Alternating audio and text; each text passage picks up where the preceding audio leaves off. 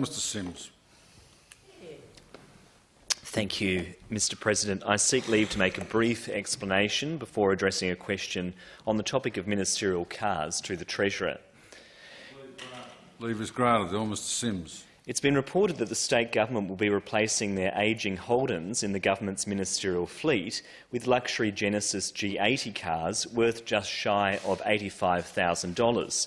That's despite previously indicating that the government would be looking to purchase electric vehicles, and following the news of the purchase of the Genesis G80 cars, the Treasurer is saying that he expected the entire public service to shift towards electric vehicles in the, and I quote, very near future, and that we are certainly committed to the whole fleet, including the ministerial fleet, moving in that direction.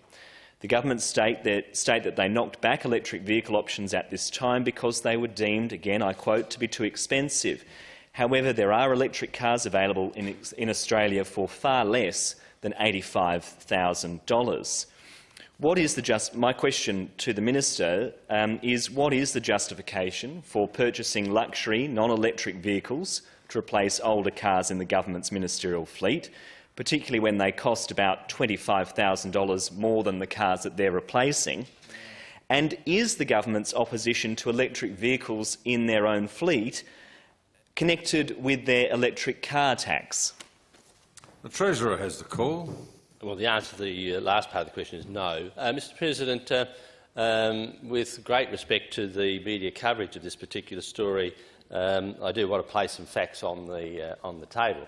The first point is the supposed claim that these luxury vehicles, Mr President, which replace the no longer being produced Holdens, Mr President, $25,000 more expensive. That's a comparison of a 2020 cost with, as I understand it, the list price for the Caprice back in 2017. Now, I'm not sure whether the Honourable Mr Sims has availed himself of the purchase of a car either in a private capacity or under the new arrangements that are available to him as a Member of Parliament, Mr President.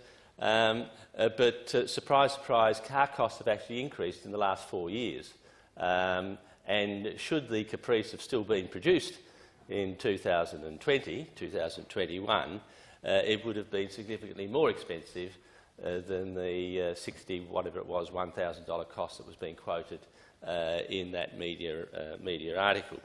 So, Mr President, I think any fair person, and I'm sure the Honourable Mr Sims would judge himself to be a fair person, wouldn't be comparing the cost of a new, supposedly luxury vehicle in 2021 with what might have been the cost of a vehicle back in 2017. An apples and apples comparison would have been much better. Mr President, the decision is not a recent decision in relation to the Genesis. When we first came to government, we took a decision to reduce the number of ministerial cars and the number of ministerial drivers. We saved just under $400,000 a year from what we thought were the excessive number of cars and drivers that the former government had provided for themselves. But we had to go through the process of replacing the Holdens because they were no longer available. There is a requirement for the ministerial car to be available to transport other people within the car, in particular for the Premier and a number of other, most ministers, I guess, Mr President, as part of their daily routine or work patterns. And that was the case with the former government. It's the case with this government as well. And so, Mr President, some other jurisdictions, as I understand it, have looked at BMWs and others as alternatives to the Holden. As the Treasurer, I wasn't going to take a decision to provide a BMW to ministers as a replacement vehicle. And so we looked at a variety of vehicles. I think the article quotes the recommendations that eventually came to me after things like BMWs were ruled out. Mr President, I think Skodas, Volkswagens and one or two others together with the Genesis were recommended. And so, Mr President, they were all in and about that particular price range. The point I made to the media at the time was that the purchase price is not the key determinant of the cost of purchasing a vehicle for, whether it be for members of parliament cars or whether it be for ministerial cars. It is also the cost of fuel over the expected life, the life of the vehicle, maintenance costs and the like are factored into a complex calculation. And when that was done, the Genesis came out as being cost competitive both with the former Caprice but also more cost competitive than the other models that were available. They were also tested, Mr President, by the various drivers in the fleet in terms of usability and drivability for drivers.